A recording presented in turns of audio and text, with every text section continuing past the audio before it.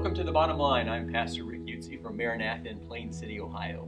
One of the biggest news stories over this past week was a huge container ship called the Ever Given that was stuck in the Suez Canal. And it's so big that when it, for whatever reason, they don't know why, if it was the wind and lack of visibility or if it was a mechanical or operator error. But anyway, this big, huge, long ship, I think it's about a quarter mile long, one of the biggest container ships in the world, going through the Suez Canal, which, right, it's a man-made canal. It's not that wide. The thing got wedged from side to side, wedged in this canal, blocking all traffic. Like no other boats could get through. And so this was for like 6 days, right? The ship was blocking the way. And that cost people a lot of money. Like, of all the ships that go through, I forget how many millions of dollars it cost the people operating the Suez Canal, all of this merchandise, right, from 400 ships that are backlogged and stuck, that are supposed to be at their destinations at a certain time. Like, it just throws everything off, probably for weeks, even though the backflow will probably get through in days. Can you imagine now everything else is going to be backed up? And so it was important to get that unstuck, right? And so I was thinking about that, and Romans 14 talks about how we should be treating other people, and that we shouldn't be putting stumbling blocks or pitfalls in front of others. And it says in Romans 14, verse 13, therefore, let us no longer judge one another. Instead, decide never to put a stumbling block or pitfall in the way of your brother or sister. And the context of this is in things they were eating or drinking or days they were observing. People were judging one another when God has accepted them, it says.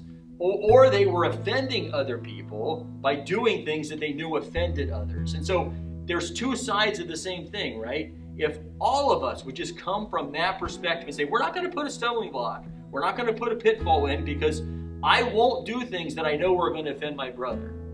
And let's not be so quick to judge other people on things that aren't specifically said or wrong in the Bible. And so I think that's what the context is. We can disagree on some things and still walk together in unity and love as brothers and sisters in Jesus Christ.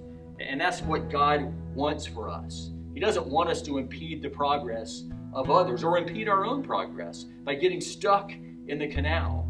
And so back to the Suez Canal. Do you one of the things that helped refloat the boat was that it was a full moon. And not only was it a full moon, it was one of the closer full moons of the year. And so the tide was higher than it is at some full moons, which allowed the big container ship to be refloated. Like, they dredged and they did everything else, but that allowed it to be refloated about a foot higher than some other high tides and allowed them to pull on the bow of that boat in order to get that thing turned so that it could go. And once it was done, they got it to a place where they'd take it off to the side and investigate it and all that kind of stuff. And then the traffic now is allowed to flow through the canal. And those that were backlogged can now get on their way again.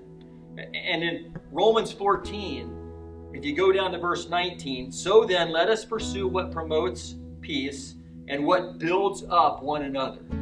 And 1 Thessalonians 5 says, encourage one another and build each other up as you are also doing. So he's saying, don't just not put a stumbling block in, but encourage, pursue peace. Like, be there for other people, build each other up. So here's the bottom line. We can either put a stumbling block in front of other people and block their progress and ours, or we can lift the tide around others by encouraging one another, by getting close enough to one another to actually encourage and lift up each other and grow in maturity in Jesus Christ. Thank you for watching, and I'll see you next time on The Bottom Line.